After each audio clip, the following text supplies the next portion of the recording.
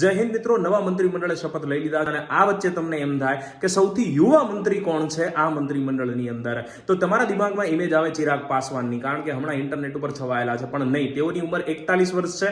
સૌથી યુવા મંત્રી તરીકે આંધ્રપ્રદેશની શ્રી કાકુલમ લોકસભા સીટ ઉપરથી તેલુગુ દેશમ પાર્ટી ટીડીપીના નેતા જીતેલા છે, જેમનું નામ છે કે રામમોહન નાયડુ. કિંજરાપુ રામમોહન નાયડુ 2014, 19 અને 24 એમ ત્રણેય વખત સાંસદ બનેલા છે અને હવે તેમને સોંપાયું છે સિવિલ એવિએશન એટલે કે નાગરિક ઉડ્ડયન મંત્રાલય, જે પહેલા જ્યોતિરાદિત્ય સિંધિયા પાસે હતું. તેમના પિતા કે યેરા નાયડુ પણ સાંસદ રહી ચૂકેલા છે અને કેન્દ્રમાં મંત્રી રહી ચૂકેલા છે.